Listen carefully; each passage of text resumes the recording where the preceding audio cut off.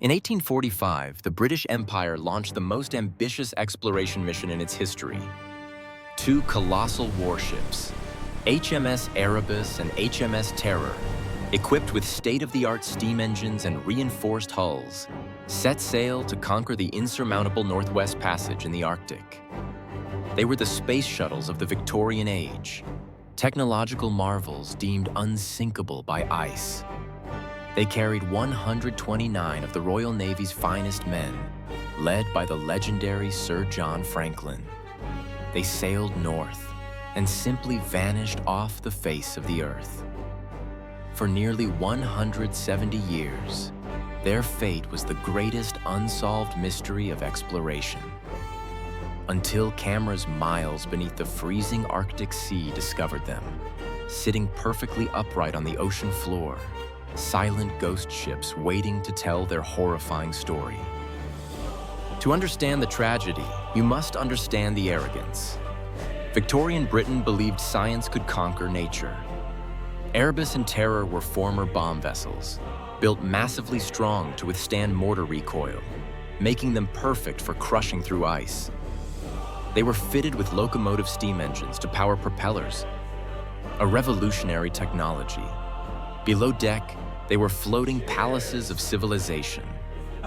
They carried extensive libraries, sophisticated scientific instruments, and enough canned food, flour, and rum to sustain the crew for 3 to 5 years while frozen in. It wasn't just a voyage. It was a statement of imperial power. When they departed England in May 1845, cheers echoed from the docks.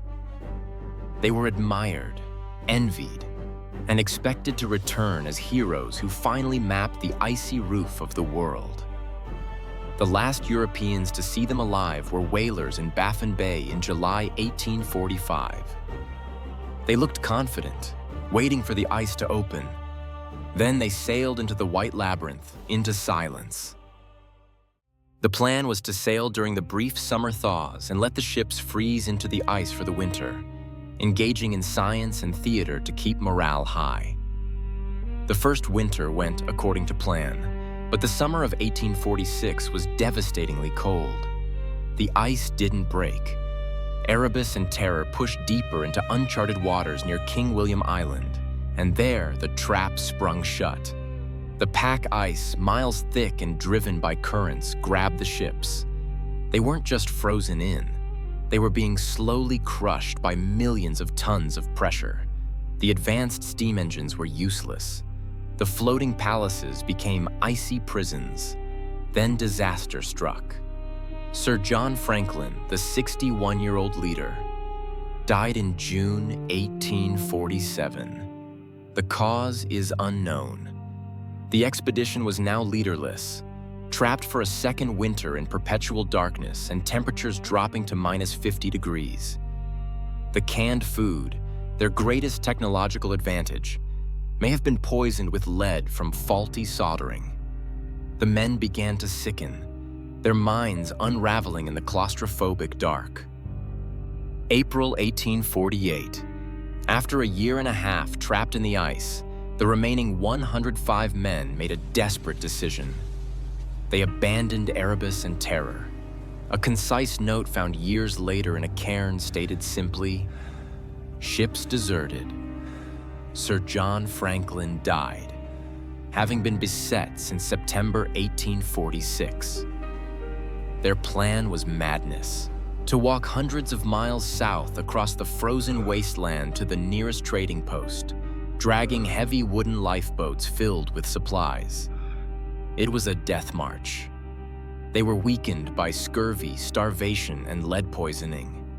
They dragged useless items like silverware and curtain rods, signs of delirious minds clinging to civilization.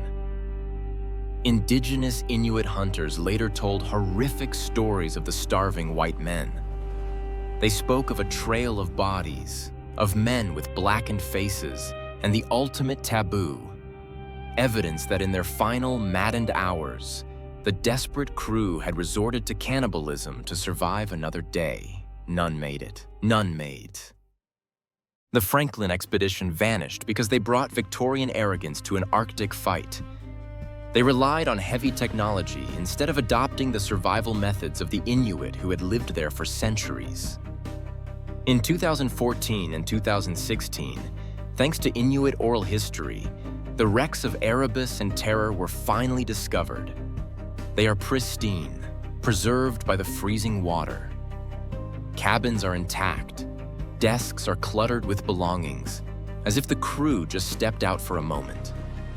We know what happened, but the how, the exact sequence of terror inside those dark, frozen hulls, remains locked under the ice. What do you think was the ultimate cause of their failure? Lead poisoning, hubris, or just bad luck? Let us know in the comments. If you enjoyed this journey into the cold, hit like and subscribe to the Static Archive. Keep watching the horizon.